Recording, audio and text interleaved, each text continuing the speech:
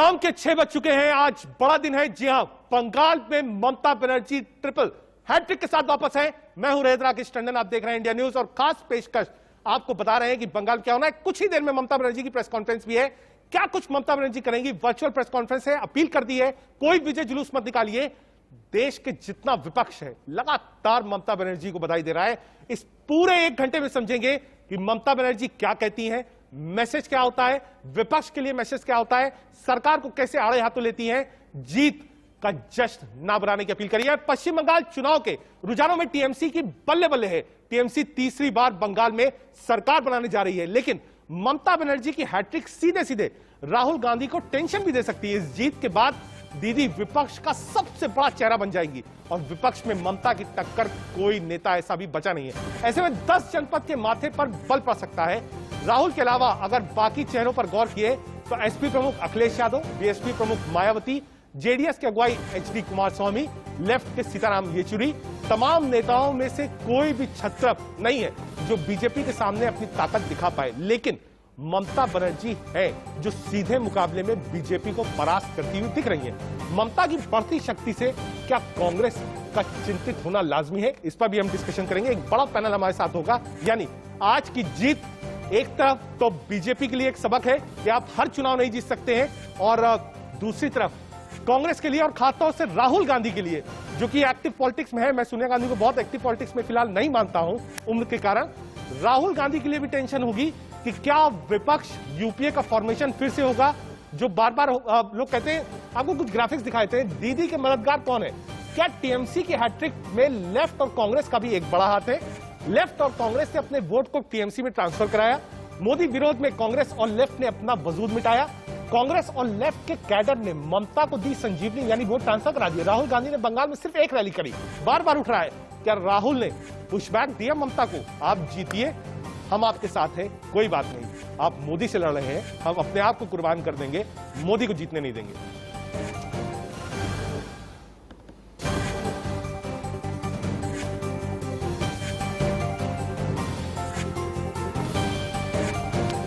केंद्रीय मंत्री जितेंद्र सिंह का क्या कहना है, एक बार आप पूछें। पहले तो मैं पूरी विनम्रता के साथ सर झुका करके असम की जनता को नमन करता हूं।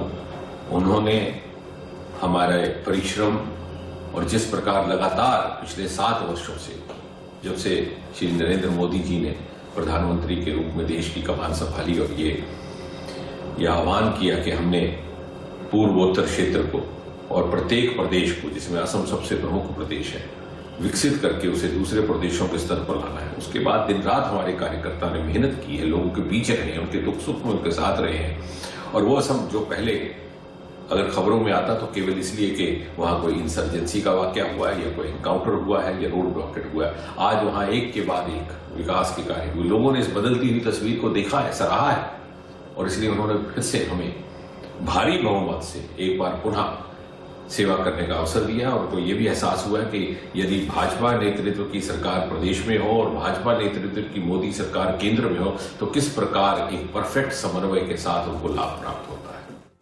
केंद्रीय मंत्री जितेंद्र सिंह को आप सुन रहे थे, और नॉर्थ ईस्ट के प्रभारी भी है केंद्रीय मंत्री जितेंद्र सिंह। आगे बढ़ते हैं। कांग्रेस नेता संजय निरुपम ने बंगाल चुनाव को लेकर कहा है कि कांग्रेस को अपने अंदर झांकने की जरूरत है। जरा सुनिए क्या कह रहे हैं संजय निरुपम। से बड़े चुनाव थे और इन चुनाव में कांग्रेस का जो प्रदर्शन है वो निश्चित तौर पर निराशाजनक है, और निश्चित तौर पर कांग्रेस का जो शीर्ष नेतृत्व है इस पूरे चुनाव के ऊपर समीक्षा करेगा और करना चाहिए।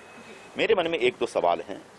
हम इतना अच्छा कैंपेन करते हैं, घर घर जाने की कोशिश करते हैं, कैंपेन में किसी प्रकार की कमी नहीं होती, फिर भी कांग्रेस के प्रति लोगों के मन में जो एक जुड़ाव होना चाहिए वो क्यों नहीं आ रहा है? इस सवाल का जवाब ढूंढने की आवश्यकता है। दूसरी बड़ी बात जो हम बार बार कह रहे हैं, पिछले 2 वर्षों से कांग्रेस का कोई पूर्णकालिक अध्यक्ष नहीं है। हम मुख्य विपक्षी दल हैं। हम बीजेपी के बाद सबसे बड़ा दल हिंदुस्तान का हम हैं, हमारे सबसे ज्यादा सांसद हैं। लेकिन आज भी सोनिया जी के प्रति हमारे मन में पूरी आस्था है, पूरा विश्वास है। लेकिन हिंदुस्तान की जनता हमारी तरफ देख रही है कि आप मेन ऑपोजिशन पार्टी हैं, आपका पूर्णकालिक अध्यक्ष कहाँ है? और इसलिए मुझे लगता है कि जिस तरीके से अध्यक्ष पद को लेकर के एक अनिश्चय का माहौल बना के रखा गया, वो माहौल खत्म करना चाहिए और राहुल गांधी जी को तत्काल कांग्रेस पार्टी का पूर्णकालिक अध्यक्ष बनके अलग अलग राज्यों में जो प्रतिभाएं हैं, जो काम करने वाले लोग हैं, उनके ऊपर ध्यान देकर के अच्छी टीम बना करके पूरे देश में लोगों के बीच फिर से जाना चाहिए।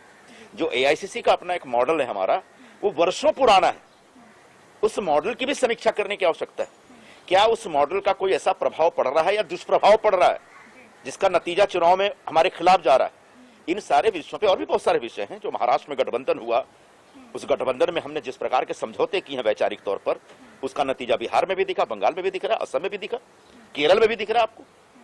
तो जिस तरीके से किसी तरह से सत्ता में आने के लिए हम अगर कुछ समझौता कर रहे हैं, तो समझौते के दूरगामी परिणाम क्या होंगे, इसका भी आकलन, इसकी भी समीक्षा पार्टी को करनी चाहिए। तब कहीं जाकर के आने वाले दिनों में हम एक पूरी ताकत के साथ नए सिरे से खड़ा हो सकते हैं और भारतीय जनता पार्टी को रोक सकते हैं। संजय निरुपम कांग्रेस के पुराने नेता हैं, उन्होंने बहुत बुनियादी सवाल उठाया। पहला बुनियादी सवाल ये कि राहुल प्रियंका लीडर्स ने कैंपेन किया, गली में गए, बड़ी रैलीज करी, रोड शो की, भीड़ आई, वोट नहीं मिला, पहला। दूसरा, उन्होंने कहा कि अगर आप प्रमुख विपक्षी दल हैं तो आपको एक फुल फ्लेजेड राष्ट्रीय अध्यक्ष चाहिए, जो शायद डिलीवरी में सोनिया गांधी नहीं दे पा रही। यानी सीधा इशारा इस तरफ कि राहुल गांधी को अध्यक्ष बनाया जाए, और मुझे लगता है अगले 24 घंटे में डिमांड और तेज भी हो जाएगी। अपने पैनल से आपका तारुफ करा दूं, संजय झा जी टीएमसी को रिप्रेजेंट कर रहे हैं, दीपक झा प्रो कांग्रेस एक्टिविस्ट की तरफ हैं, सुनीत चोपड़ा थोड़ी देर में लेफ्ट की तरफ से हमसे ज्वाइन करेंगे, प्रेम जी हमारे साथ हैं, साथ ही साथ शिवन त्यागी बीजेपी लीडर हमारे साथ हैं। ममता बनर्जी मुझे लगता है कुछ बोल रही है, एक बार रुक कर लेते हैं। ममता बनर्जी क्या कह रही है? আমি একটা টার্গেট করেছিলাম, যেটা হচ্ছে 2-1, মানে যেহেতু এটা 21 সাল এবং 2-1 আমার একটা টার্গেট করা ছিল। এবং আপনারা দেখেছেন যে কোন একটা টিভির ইন্টারভিউতে আমাকে যখন ডাবল ইঞ্জিনের কথা বলা হয়েছিল, আমি বলেছিলাম ডাবল সেঞ্চুরি করব।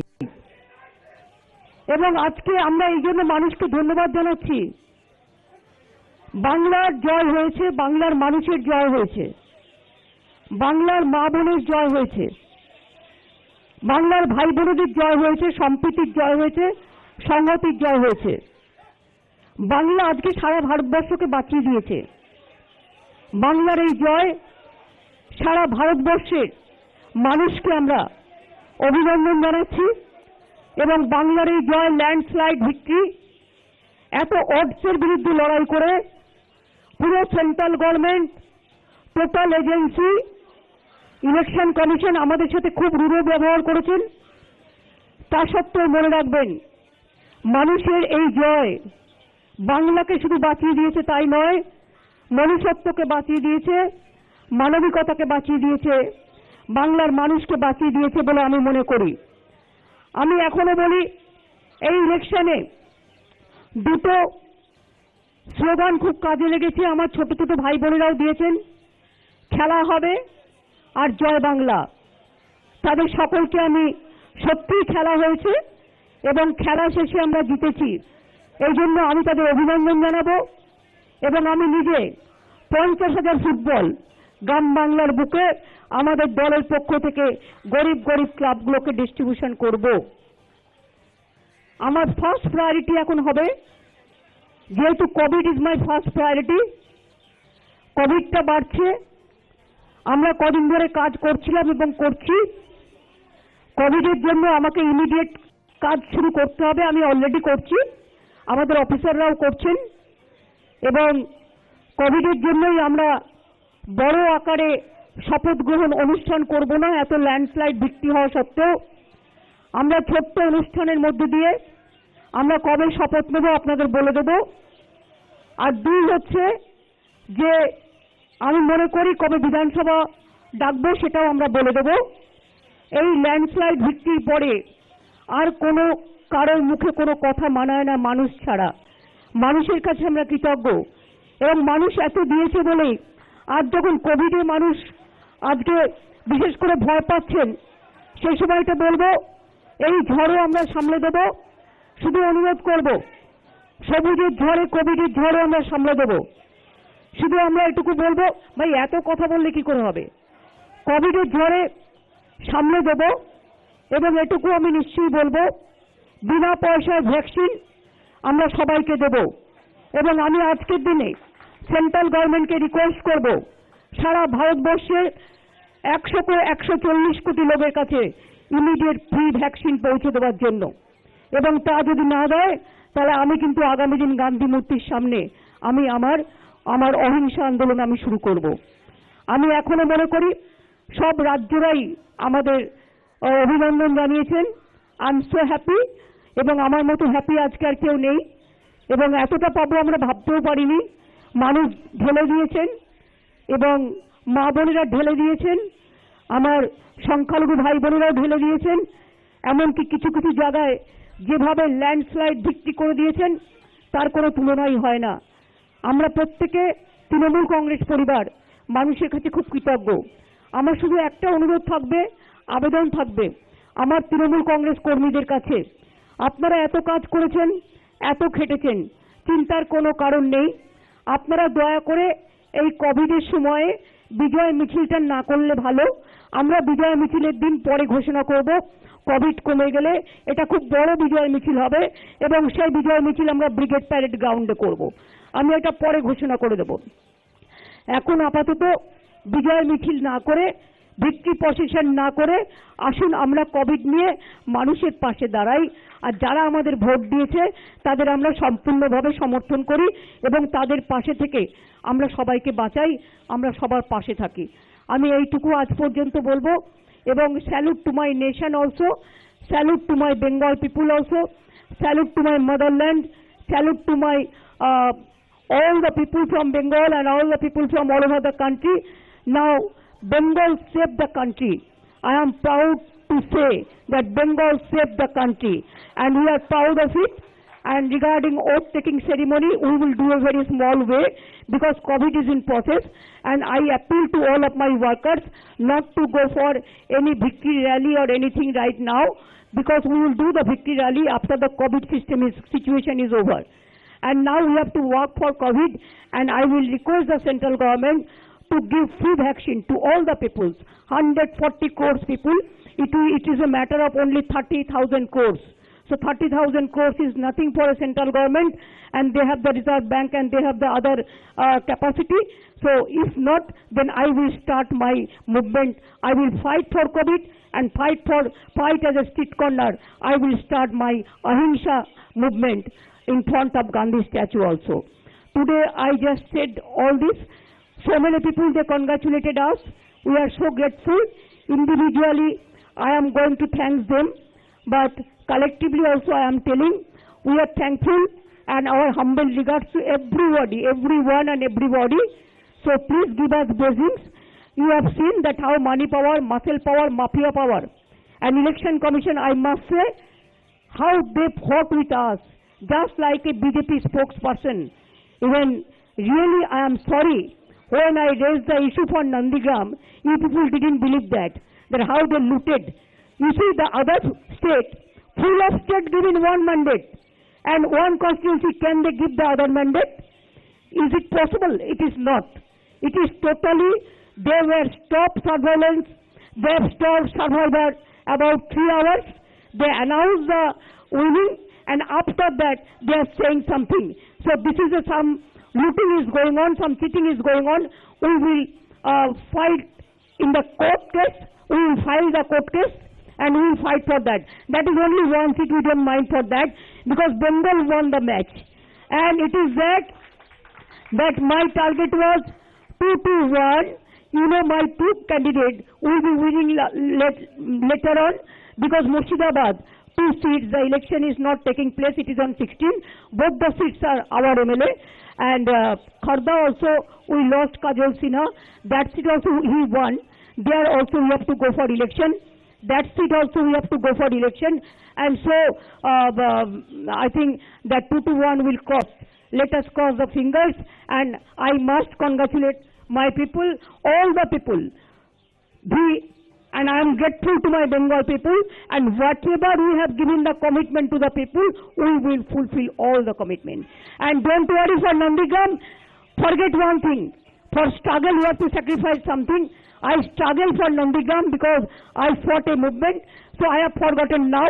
It's okay, let the Nandigram people... दोस्तों बड़ी खबर I don't mind for that.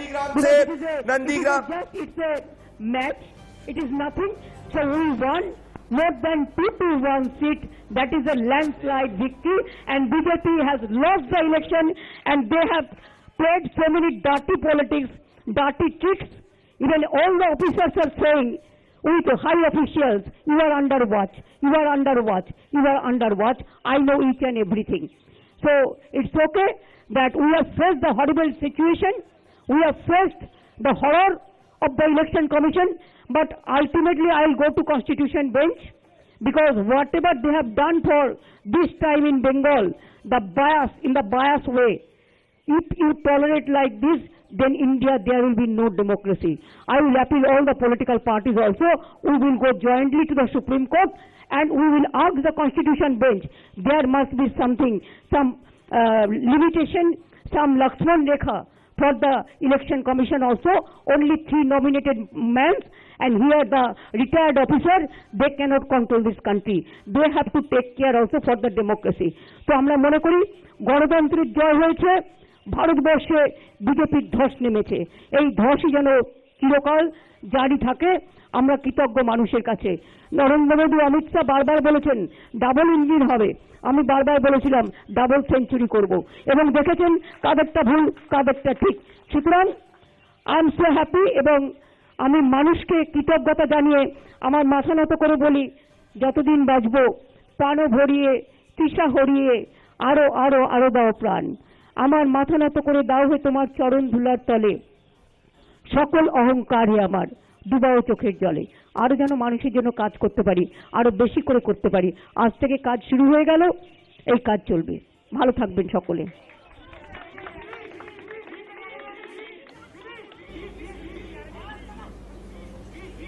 Nandigram की हार को स्वीकार हो तो गई। আমি লকডাউন নিয়ে এখনই কথা বলছি না।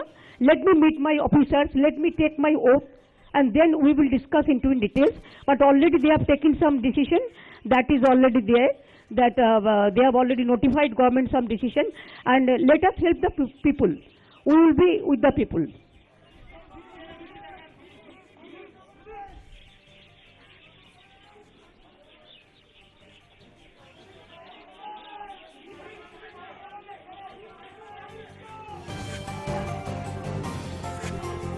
মাইক্রোফোন, ও মাইক্রোফোন নিয়ে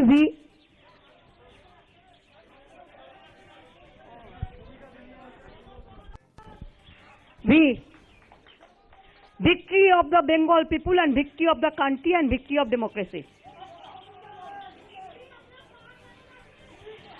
ভালো আছে, আমি দেখছো তো এ পড়ে আছি, অ্যাঙ্কলেট পড়ে আছি। আমার আমি তো তোমাদের অনেকদিন আগেই বলে দিয়েছি, আমি 10-12 দিন আগে মিটিংয়ে বলেছিলাম যে আমার প্লাস্টারটা কাটতে হবে। আমি ভালো আছি, ঠিক আছে, ঠিক হয়ে গেছে। আর এই জয় আমাকে আরো ভালো করে দিয়েছে।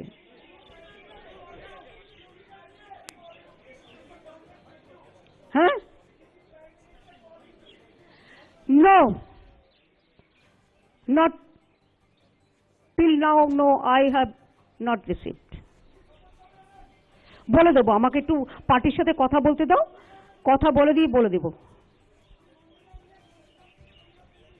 কিচ্ছু নেই, কোনো কনফিউশন নেই। 221টা সিটে যারা যেতে, তাদের কাছে ওটা কোনো কনফিউশন নয়। বরঞ্চ আমি বেঁচে গেছি, নাহলে আমার বারবার করে অত দূরে যেতে হতো।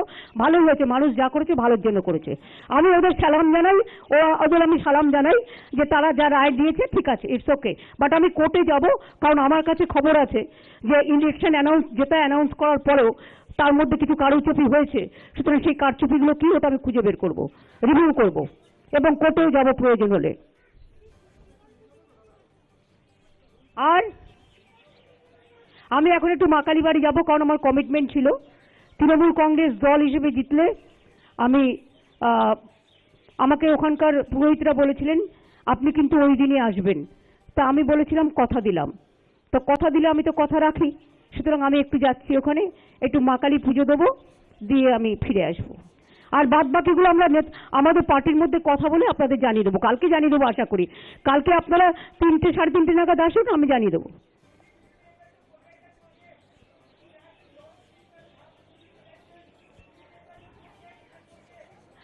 I will not forget, I will remember everything, but let us respect each and everybody. I also expect the respect from everybody. I don't mind whoever said what to me, I think humanity is the biggest thing. Let us forget all these things. Let us play the match with a spirit. The team spirit is the good spirit, and it's our country spirit, it is our democratic spirit, it is our constitutional spirit. I respect and I thanks to everyone whoever worked in favor of us, whoever not worked. I thanks to all.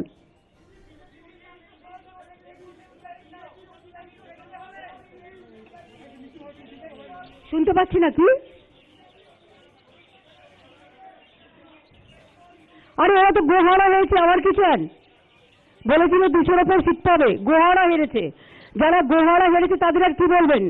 ওদের নিজেদের লজ্জায় মুখ দেখানো উচিত, মুখ ঢাকা উচিত। Left Congress নিয়ে ওদের জিজ্ঞেস করুন, কারণ আমার পক্ষে কোনো পার্টি সম্বন্ধে তার ইন্টারনাল ম্যাটার সম্বন্ধে বলাটা ঠিক হবে না, শোভনীয় নয়।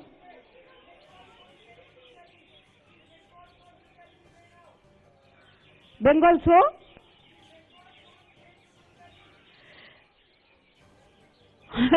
No. I said that let us be very humble. Our humble regards to all the central leaders who came here and who campaigned also against us. And also my humble regards to some people who came from different parts and helped us. They congratulated us also. So we talked to each other. I am so grateful to each of them. সেটা ঠিক করব, it depends on COVID situation. I said that very clearly that let us wait. আমরা 9 তারিখে রবীন্দ্র জয়ন্তী আছে, রবীন্দ্রনাথের জয়ন্তী আমরা প্রত্যেকে পালন করব মানুষকে থ্যাঙ্কস দিয়ে। আর আমরা ব্রিগেডের র্যালি যেটা করব পরে বলে দেবো। let this COVID situation is over. Now our first priority to take care for COVID. এগুলো সব উত্তর একদিনে দিয়ে দিলে হয়ে যাবে, কাল পরশু আছে না দেবো। ওরা খুব ভালো কাজ করেছে। My thanks to my full team, my IT team, my youth team, my young generation and all the generation. My special congratulation, my congratulation to all of them. They work very hard, we also work hard. They work very hard, we also work very hard. বললাম তো কালকে 3টে বাদ বাকিটা বলে দেবো।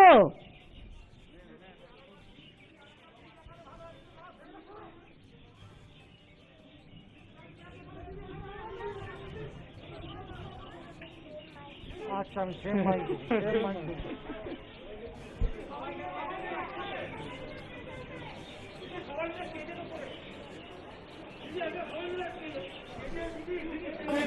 Mamata Banerjee press conference को संबोधित कर रही थी। 5-6 बड़ी बातें उन्होंने प्रेस कॉन्फ्रेंस में कही।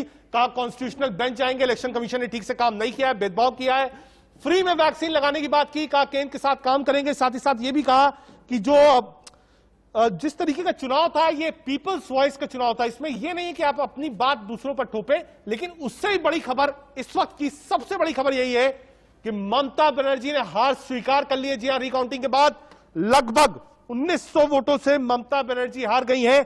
बीजेपी को 62,677 वोट मिले हैं, टीएमसी को 52,815 वोट मिले हैं। और देखिए साहब, गड़बड़ कहां होती है, लेफ्ट को 3521 वोट मिले हैं। ये जो 3521 वोट लेफ्ट को मिले हैं, यहां से ममता बनर्जी की हार सुनिश्चित हुई है। ये बहुत बड़ी बात है दोस्तों।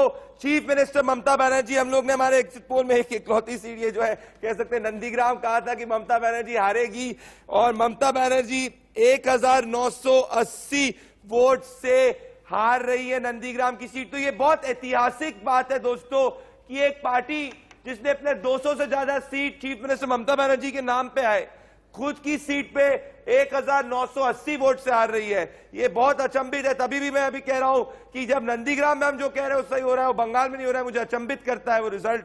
इसीलिए बहुत बड़ी बात है। शिवम त्यागी, प्रेम कुमार, शिवम, मैंने हिस्टोरिकली नहीं देखा है कि चीफ मिनिस्टर जो इतनी पॉपुलर इस मैंडेट के हिसाब से नंदीग्राम से खुद हार रही है। ये एक स्वीपिंग चीफ मिनिस्टर, जैसे इन्हें शिबू सोरेन का एग्जांपल दिया, पर ये 3/4 मेजॉरिटी अगर आ रही है and not able to win Nandigram, I am not able to get this in perspective. Shivam, खास तौर पर अगर बात करें प्रदीप भाई, सबसे इंपॉर्टेंट चीज यहां पर सिर्फ यही है कि जिस तरह से इलेक्शन रीड किया गया था चीजें बिल्कुल सही थी, लेकिन आपने देखा होगा उत्तर प्रदेश में किस तरह से भारतीय जनता पार्टी 2017 में 325 सीटें लेकर आई थी। जब आप अंडर करंट में होते हैं तो इस तरह की चीजों को प्रिडिक्ट कर पाना अपने आप में बहुत मुश्किल है। लेकिन हाँ, इंपॉर्टेंट चीज यहां पर यह भी है कि नंदीग्राम की जनता ने दिखा दिया, और यह भी एक रियलिटी है कि आने वाले समय में अब वहां पर लेफ्ट या कांग्रेस आपका विपक्षी दल नहीं है, भारतीय जनता पार्टी आपका विपक्षी दल है। और इस विपक्षी दल के नेता आपकी सबसे पॉपुलर नेता को हराने के बाद विधानसभा में पहुंचे हैं। ठीक है, जिस तरह से हिंसा हुई है उसको ध्यान रखा जाएगा। संजय जी जुड़े टीएमसी से। संजय जी, ममता बनर्जी जो प्रेस कॉन्फ्रेंस करी, जहां तक हम लोग समझ पाए, जहां तक मैंने ऊपर पीसीआर से समझा ट्रांसलेशन, उन्होंने कहा वैक्सीन फ्री में देंगे। उन्होंने कहा कि ये पीपल्स मैंडेट है, पीपल के पास आजादी होगी बोलने के लिए। उन्होंने ये भी कहा कि इलेक्शन कमीशन ने बहुत दबाव बना के काम किया, कॉन्स्टिट्यूशनल बेंच जाएंगे। और नंदीग्राम की हार एक सीजन नेता की तरह स्वीकार करी। कोई रोया नहीं कि एक बार फिर से हम जा रहे हैं, कोर्ट जा रहे हैं, इसको लेकर फिर से रिकाउंटिंग कराएंगे, कोर्ट का दरवाजा। एक सीजन पॉलिटिशियन को कहा कि नंदीग्राम बड़ा नहीं है। आज के दिन बड़ा क्या है, टीएमसी 200 पार या ममता बनर्जी का नंदीग्राम से हार जाना? संजय जी। मैं लगातार बोल रहा हूँ, ये एक टीम गेम होता है, ठीक है। हमारा एक टीम की तरह से हम लोग जो है लड़ रहे हैं, और हम लोगों ने विजय पाई है टीम के रूप से। और उसमें से हम बार बार बोल रहे हैं कि अगर हमारा कोई कैप्टन अगर कहीं पे आउट हो जाता है तो इसका मतलब ये नहीं कि टीम के ऊपर कोई असर पड़ेगा या कुछ पड़ेगा। किसी एक सीट के हारने से इससे हमारे पास कोई फर्क नहीं पड़ने वाला, क्योंकि हमारे पास ऑलरेडी 212 या 214 सीट तक। ठीक है, आप मान रहे कोई फर्क नहीं पड़ता। ठीक है, ठीक है। दीपक झा, बड़ी पिक्चर जो निकल के आ रही है वो यही आ रही है कि अब विपक्ष में जितने भी नेता होंगे वो ममता की छतरी के नीचे नजर आएंगे। राहुल गांधी कहां रहेंगे? देखिए, ऐसा बिल्कुल भी नहीं कि ममता की छतरी के नीचे निकल के आएंगे, क्योंकि तमिलनाडु में स्टालिन ने जीता है, महाराष्ट्र में कांग्रेस की, यूपीए की सरकार है, महाअघाड़ी की सरकार है, और झारखंड में कांग्रेस की सरकार है। तो इस तरीके से कई राज्यों में भाजपा स्टेट बाय स्टेट अगर आप देखेंगे तो चुनाव गंवाती जा रही है। ठीक है दीपक, एक मिनट रुकूंगा। दीपक, एक मिनट आपको रुकूंगा। सुनीत चोपड़ा जी भी जुड़ गए लेफ्ट से। चोपड़ा साहब, जो आंकड़ा है नंदीग्राम का 62,677 बीजेपी, 52,815 ममता बनर्जी, 3521 लेफ्ट। ये 3521 जो लेफ्ट वाला था उसने ममता बनर्जी को सीधे सीधे हरा दिया। चोपड़ा जी। उसने बिल्कुल भी सीधे सीधे नहीं हराया, अब जान के लोगों के बीच में दरार डालना चाहते हैं। मेरा ये कहना है, जनतंत्र की जीत होगी, और ये जनतंत्र को कुचलने का प्रयास जो हमारे देश के प्रधानमंत्री और होम मिनिस्टर ने किया है। नहीं चोपड़ा साहब, आप बताइए। अब आप चोपड़ा साहब, अब आप पीएम पे बताइए, उस पे बताइए। अगर इतनी दिक्कत थी चोपड़ा, अगर इतनी दिक्कत थी, अगर बीजेपी से इतनी दिक्कत थी, चोपड़ा जी, अगर बीजेपी से इतनी दिक्कत थी तो आप भी, जैसे कांग्रेस ने लेफ्ट का हाथ मिलाया था ममता बनर्जी के साथ, आप भी बैठ जाते। क्यों नहीं बैठ गए आप साथ में? आज चुनाव के नतीजे आ गए तो आप कह रहे हैं भाई प्रधानमंत्री खराब है। आप कहते हैं कि हाँ हम भी साथ में हैं, हम साथ में चुनाव लड़ेंगे। आप क्यों नहीं साथ आए? केरला में बीजेपी को झाड़ू से उठा के फेंक दिए हैं। अच्छा, आप फेंक दिए हैं। आइए शिवम जी को लाइए। शिवम जी को लाइए। शिवम जी, आज चोपड़ा जी कह रहे हैं कि बीजेपी से दिक्कत है, जब चुनाव था तो साथ में खड़े हो जाते। परेशानी क्या है कि अपने घर में कुछ बचे या ना बचे, दूसरे की बर्बादी होनी जरूर चाहिए। बिल्कुल साफ हो गया। और लेफ्ट का टोटल पश्चिम बंगाल से 44% था, आज 4% में निपट गए। आपका बोरिया बिस्तर बन गया है और आपने फेंक दिया। कैसे फेंक दिया जी? आप जो विपक्ष की ऑपोजिशन की पार्टी थी वो भी नहीं रह गए। जनता ने आपको कहा कि आप बाहर जाइए, हम तो बड़े हैं। लेफ्ट की पहचान पश्चिम बंगाल था, लेफ्ट की पहचान पश्चिम बंगाल था। आपने कैसे फेंक दिया? शिवम जी, दूसरों के ऊपर खुशी मनाना बंद कर दीजिए। शिवम जैसे एक सवाल ले लीजिए। पश्चिम बंगाल में चोपड़ा जी, पश्चिम बंगाल में लेफ्ट का सुपड़ा साफ है। पिछली बार आप कांग्रेस के साथ गए थे, कांग्रेस बड़ी पार्टी थी, अब की कांग्रेस भी नहीं है, लेफ्ट भी नहीं है। देखिए, अब ये आप एक तरीके से आप इनको इस तरह से आप लेकर चलिए, चाहे वो कांग्रेस हो चाहे वो लेफ्ट हो।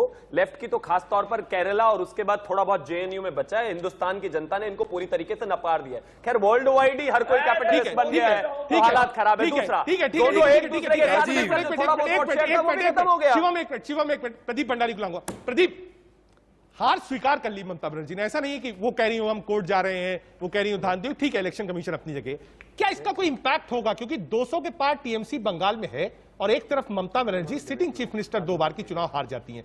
एक मॉरल रिस्पॉन्सिबिलिटी ममता के प्रेशर होगा सर पे अपना चुनाव हारना, वो भी शुभेंदु अधिकारी से। ये बहुत बड़ी बात कही है। और मैं एक चीज कहूं, आपने राजीव एक ऑब्जर्व करी है, दिलीप घोष जो बीजेपी के पार्टी के प्रेसिडेंट है वो चुनाव नहीं लड़े। शुभेंदु अधिकारी इकलौते लीडर है जो चुनाव लड़े और जीते, बाकी कोई बड़ा लीडर नहीं जीता।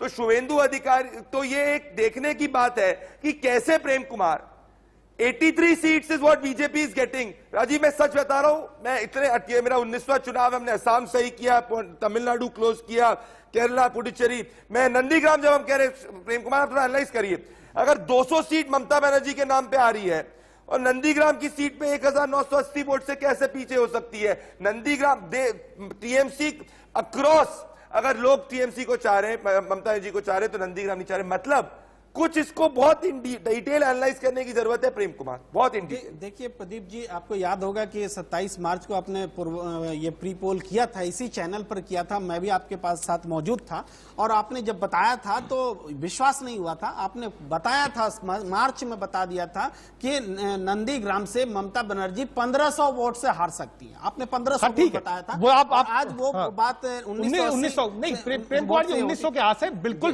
Bang on target. मैं वही क्या आपने बताया 1500 या 1900 आ रहे, बिल्कुल बैंक और टारगेट। मैं प्रेम जी एक चीज बस समझिए, एक चीज जिसमें कंफ्यूजन रहेगा, क्लियरिटी उसमें चाहिए, और मैं पैनलिस्ट सबके पास जाऊंगा। 200 वाली जीत बड़ी कि ममता बनर्जी की हार बड़ी? प्रेम जी देखिए, इसमें कोई संदेह ही नहीं है कि 200 वाली जीत बड़ी है, और वो जीत इसलिए मिली है क्योंकि नंदीग्राम को चुनौती के रूप में ममता बनर्जी ने स्वीकारा। व्यक्तिगत राजनीतिक नुकसान की आशंका को सामने रखते हुए भी वो लड़ी। शिवम रिस्पॉन्ड कीजिए। शिवम रिस्पॉन्ड मेरे कीजिए। अपनी पार्टी के लिए भी है और प्रेम जी के लिए और टीएमसी के लिए भी है। जनता कह रही है कि 200 देकर टीएमसी को जिताया भी जा सकता है, तो आप भी सही रहें। और जनता साथ साथ ये भी कह रही है कि ममता दीदी कितनी भी पॉपुलर चीफ मिनिस्टर हो, आपको अपने ही घर में हराया भी जा सकता है। सो बेहतर है by end of everything ultimately public decides कौन जीतने वाला है, कौन हारने वाला है, क्या है। हाँ, रिजल्ट के नतीजे जरूर आए हैं, लेकिन आने वाली बात यह भी है कि शुभेंदु अधिकारी इस विपक्ष की धुरी होंगे और बड़े नेता होंगे, और जब भी कोई मुद्दा होगा, जो तमाम मुद्दे वहां पर रहे, आम्फन चुनाव का मुद्दा रहा है, प्रदीप गोसाले में घूमे, बड़ा बाजार का पुल गिरा हुआ है, 2016 से आज तक बना नहीं है, मारपीट मारकाट की चीजें हैं, चाहे माइनॉरिटी अपीसमेंट का मामला रहा हो, उन सब चीजों को लेकर हम वहां खड़े। बिल्कुल, आप प्रमुख विपक्ष में हैं और 80-90 पार्टी वाला विपक्ष, मजबूत विपक्ष। एक बार दीपक को लाऊंगा। दीपक, ममता बनर्जी ने सारी लाइनें बोली, हम सब बता चुके हैं। एक लाइन उन्होंने बोली है कि Bengal have saved the country, यानी बंगाल ने देश को बचाया है। इस लाइन का सीधा सीधा अगर भावार्थ आप निकालेंगे तो यही आएगा कि अगर प्रधानमंत्री से और अमित शाह से कोई विपक्ष लड़ पाया है और अकेले लड़ पाया है तो वो ममता लड़ पाई है। जरा दीपक जी इसको समझ के बताइए, इसका मतलब क्या हुआ? राकेश जी, मैं एक बात इसमें और ऐड ऑन करना चाहूंगा। 2014 का लोकसभा का चुनाव देखिए, उस समय नरेंद्र मोदी जी डरे हुए थे, 2-2 लोकसभा सीट से चुनाव लड़े थे। ये आप देखिएगा, एक महिला नेत्री ने किस तरीके से बंगाल का मार्गदर्शन किया है, किस तरीके से बंगाल का नेतृत्व नहीं दीपक जी, आप गलत नहीं दीपक जी, मेरी बात समझिए, मैं जो समझना चाहता हूं, दूसरी बात बता रहा हूं दीपक जी आप ही के पास हूं, मैं ये कह रहा हूं, उन्होंने कहा Bengal has saved the country.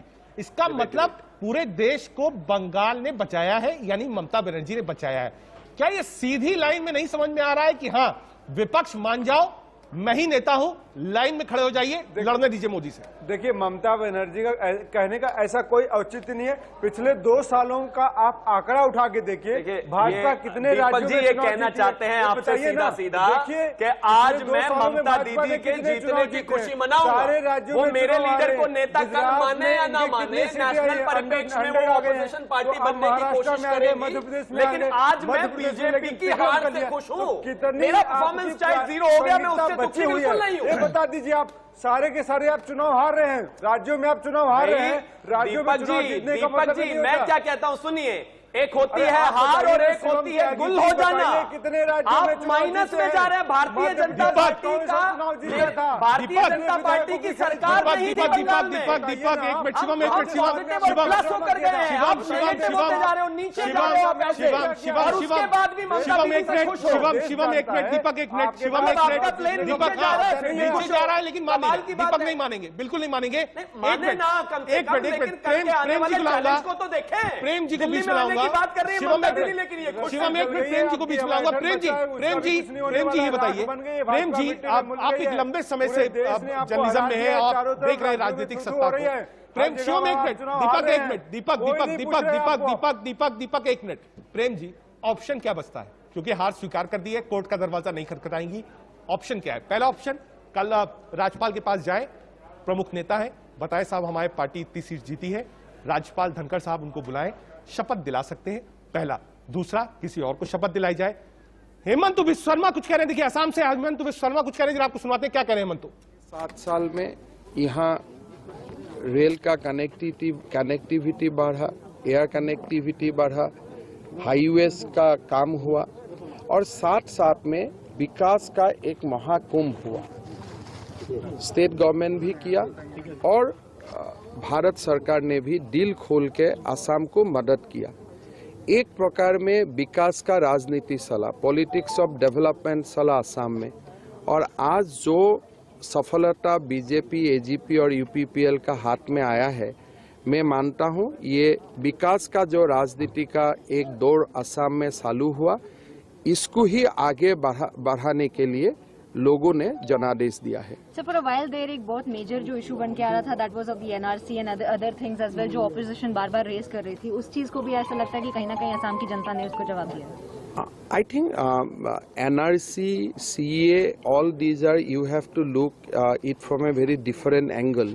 But opposition actually try to communalize both NRC and CA, although there is nothing to be communalized. If somebody go through the clauses or somebody go through the actual acts. So people of Assam realize after 1.5 years that these are whatever propaganda or publicity which our opposition is doing, particularly Congress party, these are divisive. So Assam doesn't need a politics based on divisiveness. Assam need a politics based on development. That is why Assam has voted for the development. Sir you were somewhere और the other, एक आप एक चेहरा बनकर आ गए थे पूरे BJP का, यू वर स्पीयर हेडिंग जो पूरा कैंपेन था, और कहीं ना कहीं ये भी बोला जा रहा था कि आपकी मुख्यमंत्री बनने की भी पूरे चांसेस है। तो अब क्या उस पर आप क्लियर करेंगे कि कौन यहाँ पे मुख्यमंत्री? देखिए, सरकार बीजेपी का होगा वो निश्चित है, और मुख्यमंत्री भी बीजेपी का ही होगा वो भी निश्चित है। आगे जाके कौन होगा, कैसे होगा, ये हमारा कार्य क्षेत्र में ये नहीं आता है, ये हमारा संसदीय बोर्ड को ही निर्णय लेना है। तो आप लोग दिल्ली में हैं, मुझसे पहले आप लोग को मालूम चल जाएगा। सर तो क्या कुछ गुंजाइश है कि सोनोवाल जी चीफ मिनिस्टर देखिए, व्यक्ति का बारे में अभी हम लोग को, सोनोवाल जी और मैं दोनों एक ही मंत्रिसभा में हूँ, और हम लोग दोनों एक मर्यादा को पालन करता हूँ हर काम में, हर स्टेप में। तो वो सब अटकल का बारे में बात करना मेरे लिए समीचीन नहीं होगा। Mr. Sharma, watchers are saying that BJP has this time ridden the Himanta wave. Would you agree to it? Primarily, I have no hesitation in saying that this election result is a tribute to the Prime Minister Modi's leadership. Particularly, he has continuously trying to bring Northeast to the center stage of our country's economic growth. Prime Minister Modi has described in many occasions that Northeast will be the future engine of growth for the entire country. So what I believe that this is the result of politics of development. Under the guidance of Prime Minister, under the guidance of Home Minister, BJP government of Assam has done tremendous good work.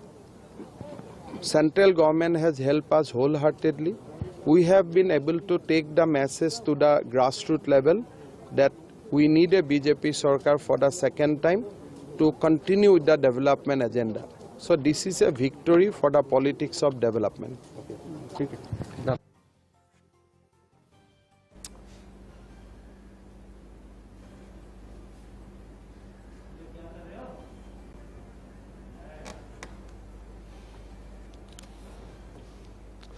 Hemant विश्व शर्मा को आप सुन रहे थे, साफ कह रहे थे कि साहब संसदीय दल तय करेगा, अपने नाम पर कुछ नहीं कह रहे थे, कहा संसदीय दल तय करेगा। इस पर कमेंट लेंगे। क्या हेमंत विश्व शर्मा इस वक्त रेस में है मुख्यमंत्री बनने की नहीं है? जरा एक बार फिर से आपको बता देते हैं कि ममता बनर्जी जब प्रेस कॉन्फ्रेंस करने आई तो ममता बनर्जी ने क्या क्या कहा। एक लंबे आरोपों की लिस्ट भी लगा दी है चुनाव आयोग के ऊपर। कहा चुनाव आयोग ने ठीक से चुनाव नहीं कराया, कॉन्स्टिट्यूशनल बेंच पर जाएंगी, शिकायत करेंगी। कोविड के लिए कहा केंद्र के साथ मिलकर काम करना है, फ्री वैक्सीन देनी है, और कहा कि बंगाल ने ही पूरे देश को बचाया है। एक तरीके से इशारा किया कि हां बंगाल जीतकर देश बचा लिया, ये कहना ममता बनर्जी का। साथ ही साथ कहा उन्होंने कि बंगाल की अस्मिता, बंगाल का सब कुछ सुरक्षित रहा, हम चुनाव जीते। उन्होंने कहा कि इलेक्शन कमीशन ने जो बर्ताव किया वो ठीक नहीं था, ये भी आरोप लगाया। कहा हम जाएंगे वहां पर। साथ ही साथ ये भी कहा वैक्सीनेशन के लिए काम करना है, कोविड के लिए काम करना है, और बड़ी बात यही करी कि बंगाल ने देश को बना दिया। বাংলার এই জয় সারা ভারতবর্ষের মানুষকে আমরা অভিনন্দন জানাচ্ছি এবং বাংলার এই জয় ল্যান্ডস্লাইড ভিক্টরি। এত অডসের বিরুদ্ধে লড়াই করে পুরো central government, total agency, election commission আমাদের সাথে খুব রূঢ় ব্যবহার করেছেন। তা সত্ত্বেও মনে রাখবেন মানুষের এই জয় বাংলাকে শুধু বাঁচিয়ে দিয়েছে তাই নয়, মনুষ্যত্বকে বাঁচিয়ে দিয়েছে, মানবিকতাকে বাঁচিয়ে দিয়েছে।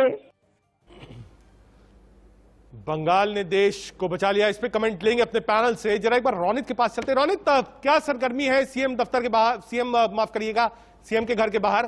चुनाव तो हम नंदीग्राम से हार गई ममता बनर्जी, इस समय कौन लोग आ रहे हैं, कौन लोग जा रहे हैं, क्या माहौल है इस वक्त?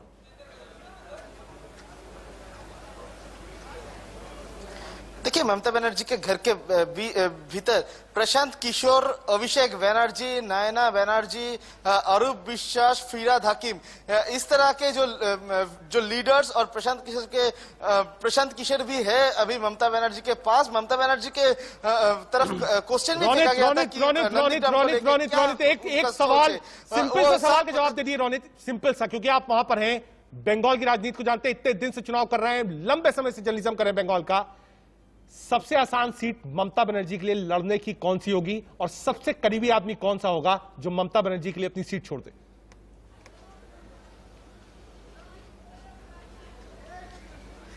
देखिए, इसका लिस्ट बहुत बड़ा है, क्योंकि ममता बनर्जी के लिए कोई भी सीट छोड़ने का बात करेगा। ठीक है, मुख्यमंत्री ममता बनर्जी जब लिस्ट डिक्लेयर करने वाले थे उस टाइम में वो जो कलकत्ता का जो कंस्टिट्यूंसी है भवानीपुर से वो पहले भी लड़ चुके हैं। उस दूसरे तरफ टॉलीगंज, उस जगह में भी ममता बनर्जी लड़ सकते हैं, और दिखा जाए तो रूरल प्लेस में भी ममता बनर्जी लड़ सकते हैं। जो भी चाहेगा ममता बनर्जी के लिए सीट ओपन है, मगर किस सीट में ममता बनर्जी लड़के वापस आएगी ये देखने का। भवानीपुर आप बता रहे हैं, टॉलीगंज आप बता रहे हैं, रूरल एरिया से हो गई। बात मैं बिल्कुल सहमत हूं। जब सरकार और 200 के पार वाली सरकार आती है, 200 की 200 विधायक सामने खड़े हो जाते हैं, मैडम आइए, सीट खाली है, चुनाव लड़िए। कौन सी सीट होगी ये भी आपको बताएंगे। सबसे बड़ी खबर सिर्फ और सिर्फ इंडिया न्यूज पर। फिलहाल पैनल पूरा हमारे साथ रहेगा। एक छोटा सा ब्रेक, देखते रहिए इंडिया न्यूज।